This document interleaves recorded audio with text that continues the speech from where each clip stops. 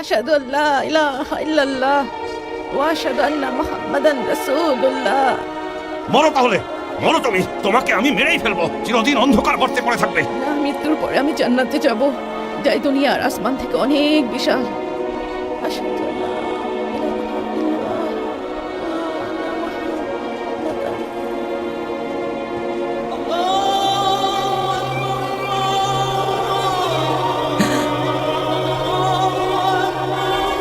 আল্লাহ তোমাকে বেহেশতবাসী করুক, তোমার উপর রহম করুক। তুমি ইসলামের প্রথম শহীদ হলাম।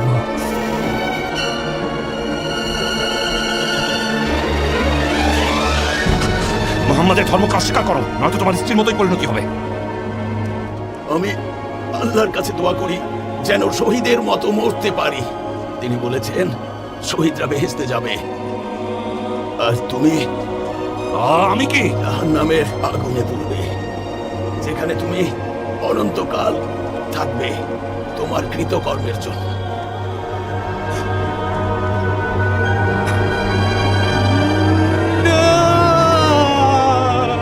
নবী করিম সাল্লাল্লাহু আলাইহি ওয়াসাল্লাম ইয়াসিরের পরিবারের উপর নির্যাতনের কথা শুনে খুব দুঃখ পেলেন, আর এদিকে পৌত্তলিক কুরাইশদের নিয়ে নির্যাতন চালিয়ে যাচ্ছিল আবু জাহেল। নবীজি বলেছিলেন, শোনো ইয়াসিরের পরিবার, নিশ্চয়ই তোমাদের সাথে জান্নাতে দেখা হবে। বলো তুমি ফিরে আসবে, বলো মুহাম্মাদের ধর্ম থেকে ফিরে, বলো যে তুমি মুহাম্মাদের ধর্ম গ্রহণ করনি। আমি গ্রহণ করেছি। আমি মোহাম্মদকে বললাম, আপনি কিসের বার্তা নিয়ে এসেছেন বলুন আমাকে। তিনি জবাব দিলেন, আল্লাহ এক, আর মহান আল্লাহর কোনো শরীক নেই, আর মোহাম্মদ আল্লাহর প্রেরিত রাসূল। আমিও সেটা বিশ্বাস করি।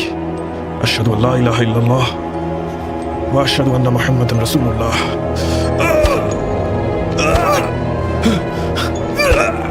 আমি প্রাণ ভরে দোয়া করি আল্লাহ যেন আপনার অন্তরাত্মা খুলে দেন, আর আপনিও ইসলামের মহিমা খুব জলদি বুঝতে পারেন। খুব কষ্ট হচ্ছে এটা ভেবে আব্বা, শেষ বিচারের দিন আপনার সাথে আমার জান্নাতে দেখা হবে না। আব্বা, আপনি আমাকে যতই আঘাত করেন না কেন, কোনো লাভ হবে না। যতই অত্যাচার করো লাভ নেই। আর আল্লাহ তার প্রেরিত রাসূলকেও অস্বীকার করব না। মৃত্যু যদি আমার সামনে এসেও পড়ে, তবুও আমি তাকে ভয় পাই না। আমি শুধু আল্লাহর অনুগ্রহ পাওয়ার আশায় অপেক্ষায় আছি।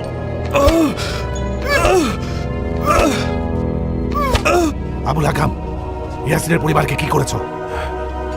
বৃদ্ধদের মেরে ফেলেছে, আর তরুণদের আমাদের ধর্মে ফিরিয়ে এনেছে। তুই শুনেছিস? এখনো সে মুহাম্মাদের ধর্মকে অস্বীকার করছে না। না, তবে খুব শীঘ্রই করবে। ওকেও ইয়াসির আর তার স্ত্রীর কাছে পাঠিয়ে দাও। না, আমি চাই সে মুহাম্মাদের বানানো ধর্মকে অস্বীকার করুক, তাহলে দাস হিসাবে ওকে আমি রাখতে পারবো।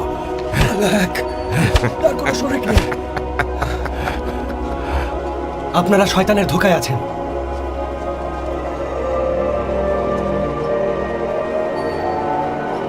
নিশ্চয়ই জান্নাতে যেতে পারবেন ইয়াসিরের পরিবার।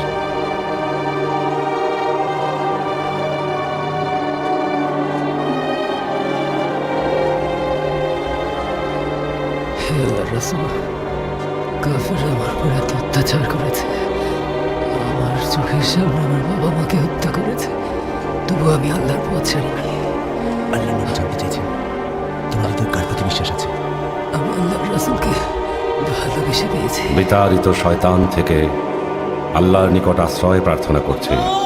নিজেদের উপর জুলুমকারী থাকা অবস্থায় ফেরেশতারা যাদের মৃত্যু ঘটাবে, অতঃপর তারা আত্মসমর্পণ করে বলবে, আমরা কোনো পাপ করতাম না। হ্যাঁ, নিশ্চয়ই তোমরা যা করতে সে বিষয়ে আল্লাহ সম্যক জ্ঞাত। সুতরাং তোমরা জাহান্নামের দরজাগুলিতে প্রবেশ করো, সেথায় চিরস্থায়ী থাকার জন্য।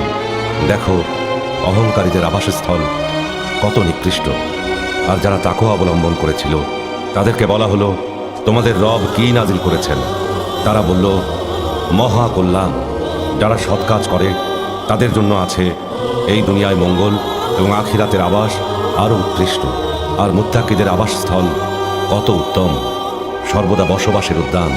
তারা যাতে প্রবেশ করবে, এর পাদদেশ দিয়ে স্রোতস্বিনী প্রবাহিত হয়। তাদের জন্য তাতে তাই রয়েছে যা তারা চায়। এমনিভাবে প্রতিদান দেবেন আল্লাহ পরহেজগারদেরকে। বল মুহাম্মদ মিথ্যা। আল্লাহর কসম আমি হেদায়েতের পথ থেকে কোনোদিনও ফিরবো না। বল মুহাম্মদের ধর্মকে মানিস না। আমি মরে গেলেও আল্লাহর ধর্ম থেকে ফিরবো না। বল মুহাম্মদের ধর্ম মিথ্যা। আমি আল্লাহর হেদায়েত পেয়েছি, এখান থেকে ফিরবো না। লা ইলাহা ইল্লাল্লাহ মুহাম্মাদুর রাসূলুল্লাহ। তোকে আজ মেরেই ফেলবো। লা ইলাহা ইল্লাল্লাহ মুহাম্মাদুর রাসূলুল্লাহ। কি হয়েছে তোমার খালিদ? কিছুই না, কাল আমি ঘুমাতে পারিনি। কোথায় ঘুমিয়েছিলে?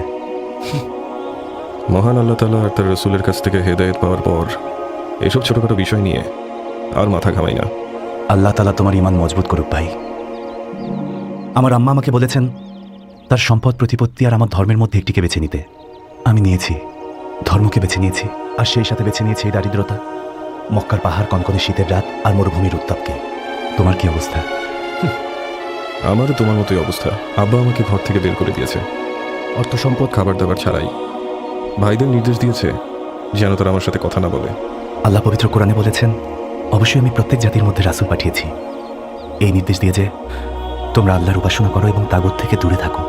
অতঃপর তাদের কতককে আল্লাহ সৎপথে পরিচালিত করেন এবং কতকের উপর ভ্রষ্টতা অবধারিত হয়। সুতরাং তোমরা পৃথিবীতে পরিভ্রমণ করে দেখো, যারা সত্যকে মিথ্যা বলেছে তাদের পরিণাম কি হয়েছে।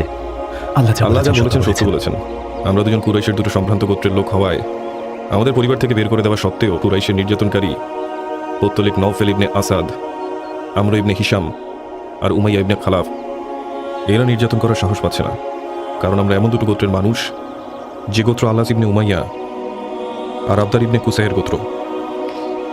আমাদের এই কষ্ট তো কিছুই না।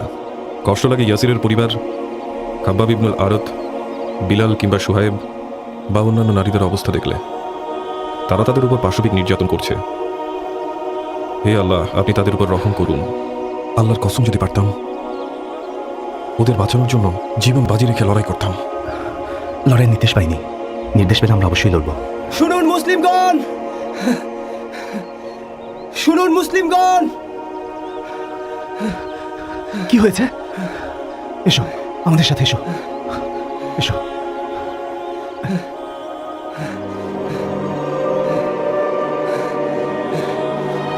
হে আল্লাহর রাসূল, তারা আমাদের উপর নানাভাবে অত্যাচার করছে। যদি সম্ভব হয় আল্লাহর কাছে বলুন যেন আমাদের এই কষ্ট কমিয়ে দেন তিনি। মুহাম্মদ সাল্লাল্লাহু আলাইহি ওয়াসাল্লাম বলেছেন, পূর্ববর্তী উম্মতের মধ্যে একজন মুমিন ব্যক্তিকে লোহার সারাশি দিয়ে আঘাত করা হয়েছিল যা তার শরীরের হাড় থেকে মাংস বের করে ফেলে। তবু কোনোভাবেই তাকে তার ধর্ম ত্যাগ করতে বাধ্য করাতে পারেনি। তাই ধৈর্য ধরতে বলেছেন। নিশ্চয়ই ধৈর্যশীলদের আল্লাহ জান্নাতে উত্তম প্রতিদান দিবেন। আমিও তাহলে প্রতিদানের আশায় ধৈর্য ধরব। মহান আল্লাহ নিশ্চয়ই কাফিরদের ধ্বংস করবেন। তুমি দেখেছো খালিদ? আমি তো ভুলে গিয়েছিলাম, তুমি তো ক্ষুধার্তই নাও। আমি আমার খাবারটা খাব্বাবকে দিচ্ছি, আমার থেকে ওর প্রয়োজন বেশি এটার।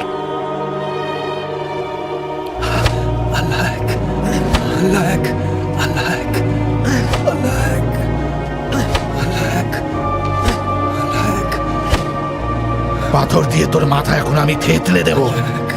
কতটা জঘন্য আপনি ইবনে খালাফ আর নিষ্ঠুর প্রকৃতির লোক। আপনার কি এই দুর্বলের প্রতি একটুও মায়া হচ্ছে না? তুমি তো ওদেরকে প্রশ্রয় দিয়ে বেড়াচ্ছ। কেন দেব না? আপনি ওর মূল্য যা নির্ধারণ করবেন আমি আল্লাহর নামে তাই দিব। টাকার বিনিময়ে এখন আমার ভাই বিলালকে দিয়ে দিন। নিয়ে যাও একে, সে এখন থেকে তোমার। আল্লাহর ইচ্ছায় তুমি এখন থেকে মুক্ত বিলাল। কাবার রবের কসম, এই কথাগুলো যদি অন্য কেউ বলতো তার অবস্থাও এরকমই করতাম। তাই আমার সাথে এরকম করবে না। আপনার হৃদয় পাপে পূর্ণ হয়ে গেছে। আল্লাহ আপনাকে নিশ্চয়ই পুরস্কৃত করবেন ভাই আবু বকর। শুধু আমার জন্য নয়, সকল দুর্বল মুসলমানদের জন্য। হে আল্লাহ, হে আল্লাহ, আপনার সত্যের পথে আমরা যেন সব সময় ঈমান নিয়ে থাকতে পারি।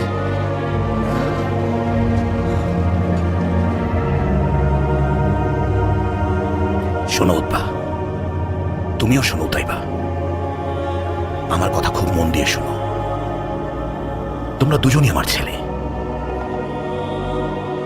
তোমরা জানো যে মুহাম্মদ দাবি করছে যে সে আমাকে আর তোমার মাকে যা বলেছে সে কথাগুলো আকাশ থেকে এসেছে।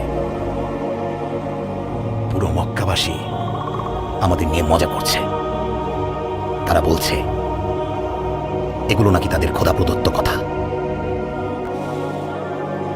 আবুল আহাবের হস্তদ্বয় ধ্বংস হোক এবং সে নিজেও। কোনো কাজে আসেনি তার উপার্জিত সম্পদ।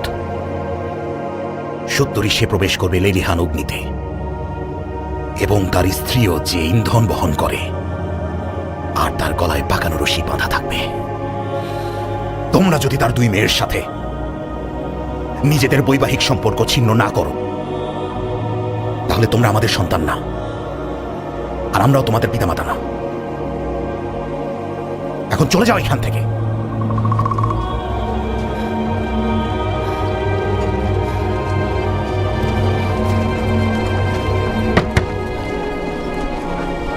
এসব কি শুরু করেছেন উম্মে জামিল? মুহাম্মদ কোথায়? কুরাইশের লোকে কিভাবে এরকম কাজ করছেন? কাঁটা বিছিয়ে দিচ্ছেন আল্লাহর রাসূলের দরজায়। এমন আচরণ কেউ কি তার প্রতিবেশীর সাথে কখনো করে? এগুলো কি ঠিক? মুহাম্মদ কোথায় তুমি? জলদি বের হয়ে আসো বলছি। পাথর মেরে তোমার মাথা যদি আজকে না ফাটিয়েছি, অনেক সাহস বেড়েছে তোমার।